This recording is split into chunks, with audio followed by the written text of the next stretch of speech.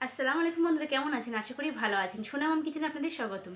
বন্ধুরা, আজকে আমি দারুণ টেস্টি একটা ফুড কেকের রেসিপি বানাবো। তো আসুন রেসিপিটা শুরু করা যাক। তো কেকটা বানানোর জন্য দুটো ডিম নিয়ে নিয়েছি। ডিম দুটোকে ভেঙে কুসুম দুটোকে আলাদা করে নেব।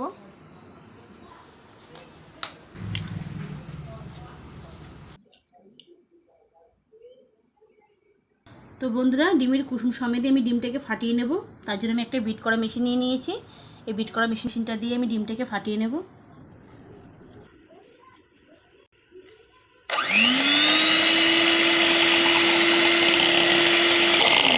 তো আমি ডিমটাকে একটু ফাটিয়ে নিয়েছি। এখন আমি পরিমাণ মতন আইসিং সুগার দিয়ে একটু একটু করে ভালো করে ফাটিয়ে নেব।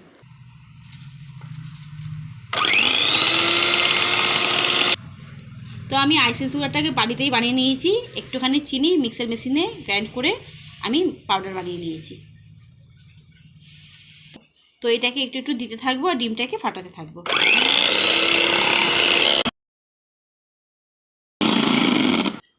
তোমার ডিমটা ফাটানো হয়ে গেছে। এখন আমি এই ফাটানো ডিমের মধ্যে দিয়ে দেব পরিমাণ মতন ময়দা। 1 কাপ ময়দা নিয়ে নিয়েছি। একটু একটু করে দিতে থাকবো আর ডিমটাকে ফাটাতে থাকবো।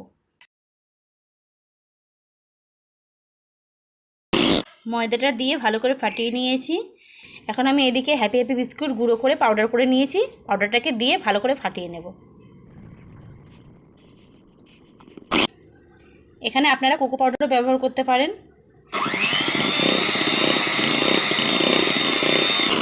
বিস্কিটটা দিয়ে ভালো করে ফেটিয়ে নিয়েছি। এখন আমি এর মধ্যে লিকুইড দুধ দিয়ে দেব। এখানে দিয়ে ভালো করে ফাটিয়ে নেব। আপনারা এখানে লিকুইড দুধের বদলে পাউডার দুধটাকে ব্যবহার করতে পারেন। ডিমের মিশ্রণটাকে পুরোপুরি ফেটানো হয়ে গেছে। এখন আমি দিয়ে দেব পরিমাণ মতন ভ্যানিলা ও বেকিং পাউডার।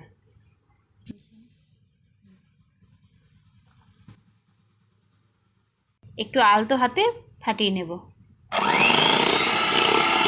এখন আমি ডিমের মিশ্রণের মধ্যে দিয়ে দেব পরিমাণ মতন বেকিং পাউডার, দিয়ে একটু ভালো করে মিশিয়ে নেব।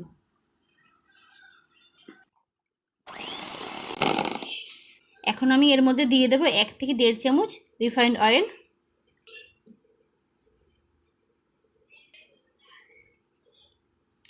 দিয়ে একটু হালকা করে মিক্স করে নেব।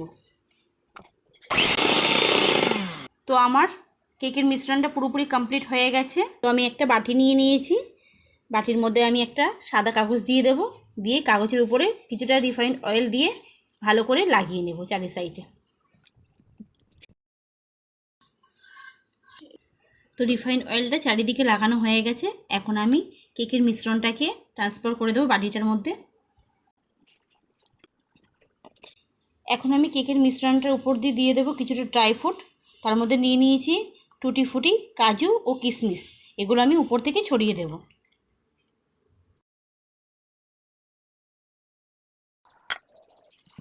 এখন আমি বাটিটাকে ধরে একটু ট্যাপ করে নেব, নিয়ে চলে যাব কেকটাকে বেক করতে।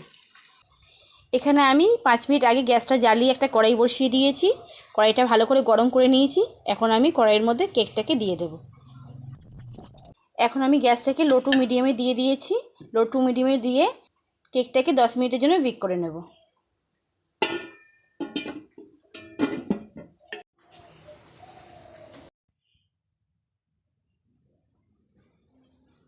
তো বন্ধুরা, 10 মিনিট হয়ে গেছে। এখন আমি কেকের ঢাকাটা খুলে দেখব কতটা হয়েছে। দেখুন বন্ধুরা, মাশাআল্লাহ কত সুন্দর ফুলেছে কেকটা। এখন আমি কেকটাকে চেক করে দেখব ভিতরটা।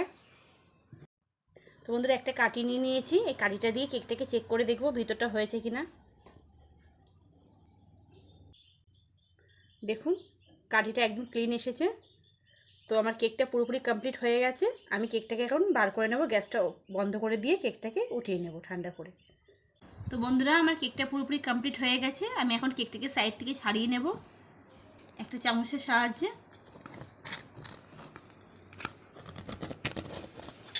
এখন এই প্লেটটার মধ্যে কেকটাকে তুলে নেব। হালকা করে একটু ট্যাপ করব। কাগজটাকে উঠিয়ে নেব আমি।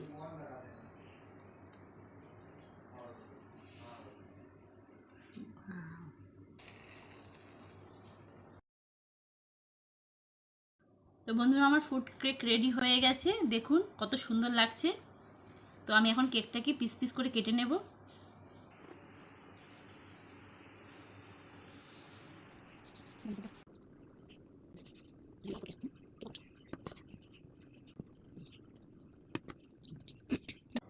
দেখুন কি দারুণ লাগছে দেখতে কেকটা, কত সহজভাবে আমি একটা ফ্রুট কেক বানিয়ে নিয়েছি।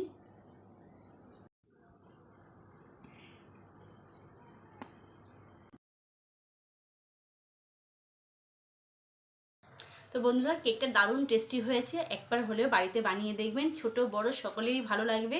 তো বন্ধুরা ভিডিওটা ভালো লাগলে লাইক কমেন্ট শেয়ার করবেন, সাবস্ক্রাইব করতে ভুলবেন না। বাই বাই বন্ধুরা, আল্লাহ হাফিজ।